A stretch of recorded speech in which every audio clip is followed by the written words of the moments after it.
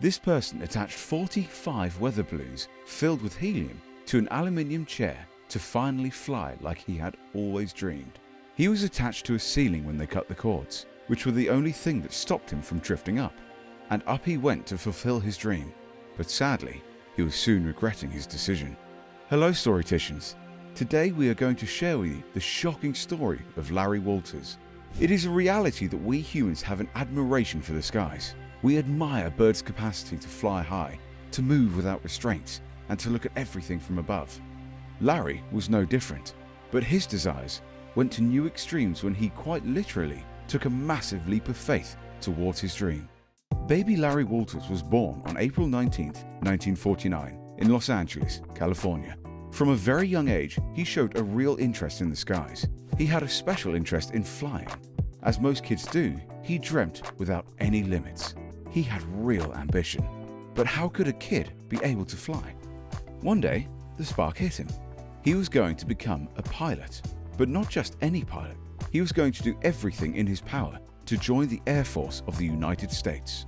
Sadly, he encountered a wall early on. When he tried joining the US Air Force, he was denied permission because of his poor eyesight.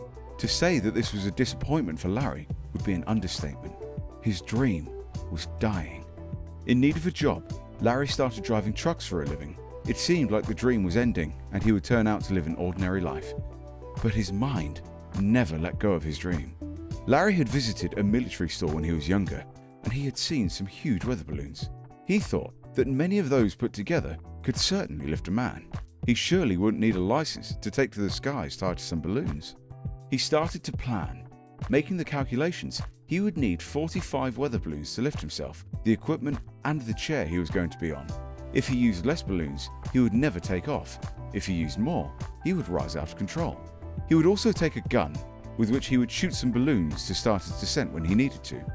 In short, Larry would be sitting on an aluminium lawn chair he called Inspiration 1, alongside equipment, a pellet gun, and some weights to control speed and altitude.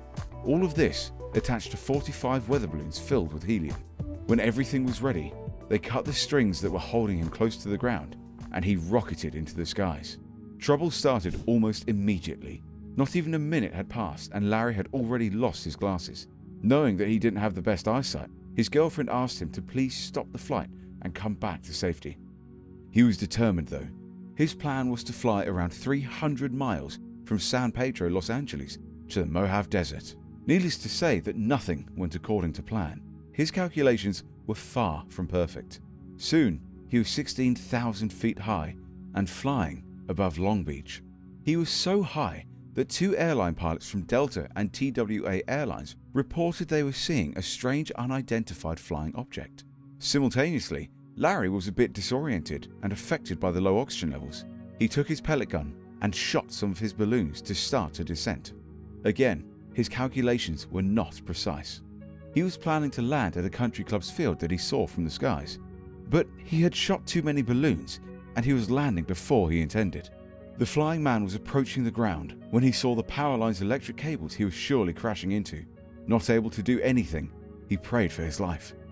He crashed on the cables and the balloons got tangled with the power lines. Thankfully, he wasn't harmed and he was able to reach the ground safely. The same can't be said about the power lines, as the crash caused a blackout in the surrounding area. After his flight, he is known to have said, "It was something I had to do. I had this dream for 20 years and if I hadn't done it, I think I would have ended up in the funny farm.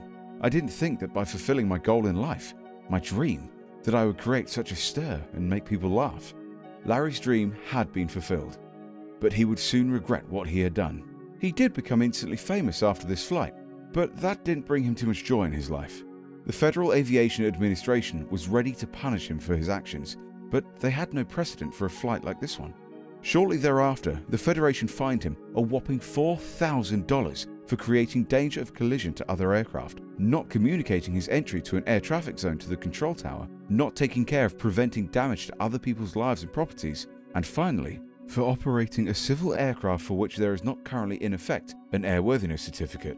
Sadly, his fame didn't result in high income for Larry.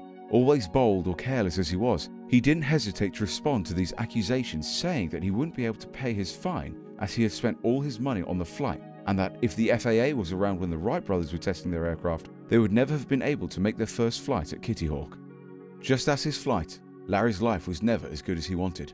His fame never really took him anywhere. He broke up with his girlfriend, he was never financially stable, he only worked sporadically, and more importantly, his flight and dream were never fulfilled according to his plans.